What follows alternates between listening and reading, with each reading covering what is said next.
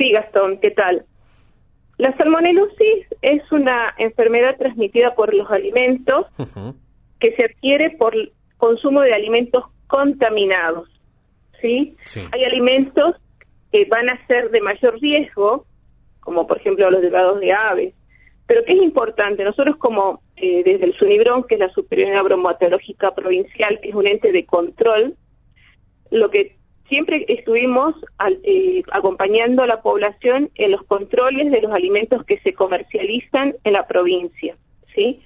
Las medidas preventivas son lo primero que tenemos que instaurar en estos momentos para evitar cualquier aumento de casos.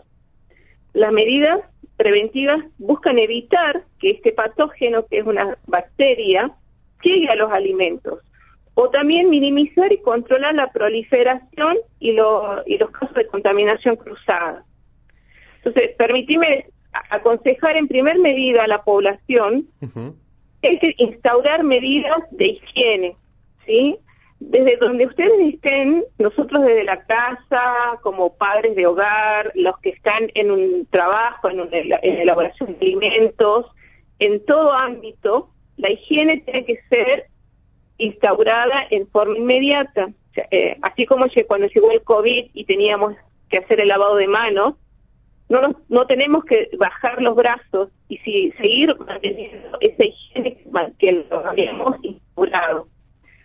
Lavarse las manos con agua y jabón antes y después de manipular los alimentos, especialmente cuando las personas manipulamos alimentos crudos, sean carnes, después de ir al baño, después de cuando lavarse las manos, a tocar los animales. Ivonne, perdón que te interrumpa, estamos teniendo un problemita en la recepción de la señal. Lo último prácticamente no se ha podido entender porque se entrecorta un poquito la comunicación. A ver si te podés trasladar a algún lugar que esté más abierto y a ver si podemos así mejorar la comunicación para que quede bien claro, porque justamente nos estás dando la información más importante de esta nota, que es justamente cómo podemos prevenir justamente el entrar en contacto con la salmonela, con esta bacteria particularmente. A ver, ¿nos escuchás bien? A ver. Ahí saliendo, ¿se escucha mejor? Ahora sí te escuchamos perfectamente. Bien, las medidas preventivas, como te decía, es una enfermedad que se puede prevenir. Nosotros como personal de salud solicitamos a la población que se instauren medidas preventivas, que son, en primer lugar, es la higiene, instaurar medidas de higiene, empezando con el lavado de manos. El lavado de manos tiene que ser con agua y jabón antes y después de manipular los alimentos, especialmente cuando se manipulan alimentos crudos, carnes, huevos, después de ir al baño, después de tocar los animales. Uno dice, los animales pueden estar en un sector de elaboración y nosotros recomendamos que no, porque en su pelaje transportan, ellos muchas veces están en el suelo, en la tierra, y transportan en su pelaje microorganismos. Hay que también lavar los sitios de elaboración, sea superficies, recipientes, utensilios, con agua y también desinfectar. Vamos a tener, yo le pediría a la población que se acuerda que en la época de COVID instauramos el lavado de manos en forma obligatoria y el alcohol. Bueno, también hoy en día la desinfección se puede hacer con agua y cloro y lavandina sería, ¿sí? Poniendo en 1 litro de agua 3 gotitas de lavandina. Algo así directo y que sea visual para la población que lo podamos hacer. Y que consumamos alimentos seguros también. ¿Cómo uno se puede dar cuenta que es un alimento seguro? En primer lugar, consumir alimentos que estén rotulados, que en el caso que estén, si son refrigerados, estén conservados en la heladera. Eso es importante, más en esta época de calor. Hemos visto que empezamos a tener temperaturas más de 30 grados y si yo voy a consumir una torta, un postre, tengo que sacarlo de una heladera, que tiene que estar refrigerado. Sí. No puedo consumirlo de aquel producto que está todo el día bajo el sol. Es decir, nosotros pedimos que a los consumidores sean exigentes. Nosotros, como consumidores, yo también siempre me pongo en el papel de consumidor, podemos mejorar el estado de salud de todos, porque el que no mantiene las buenas condiciones de manipulación, y si no se le consume, va a tener de alguna manera corregirlo para poder vender y vender bien. Sí, consumir leches y derivados pasteurizados, ¿sí? En el caso que se consuman alimentos que contengan huevo crudo, no se recomienda la comercialización de mayonesa casera. Consuman mayonesas, en este caso a los sangucheros, a todas las personas que estén en el ámbito de los sándwiches, a los catering o los que escopetín, mayonesas que sean comerciales, que han sido elaboradas con un proceso de pasteurización. Perfecto. Hay que evitar la contaminación cruzada. La contaminación cruzada hay que tenerla en cuenta. ¿Qué implica una contaminación cruzada? Es cuando un alimento que está listo para consumo se contamina con un alimento, por ejemplo, crudo, por ejemplo, una carne. Y esto hay que tenerlo en cuenta desde el momento que vamos al supermercado. Parece tan ilógico, pero el hecho de ir a comprar carne y ponerlo en la misma bolsa, carne cruda con alimentos que ya están listos para consumo, es un riesgo, ¿sí? El almacenarlos también, cuando uno llega y los coloca en la heladera, no es cuestión de colocarlos en cualquier lugar. Siempre se recomienda que los alimentos listos para el consumo estén, como por ejemplo, si vos compraste un postre, un yogur, una manteca, o unas masas, lo que fuere, el sándwich, lo pongas en la parte superior.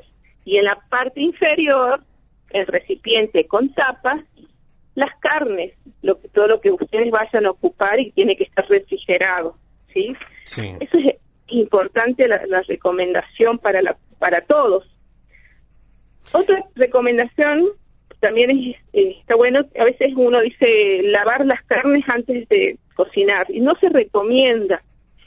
¿Por qué? Porque de esta manera muchas veces se propagan los gérmenes. Si no hay una higiene de esa pileta, hay mayor riesgo de contaminación después de otros alimentos, ¿sí?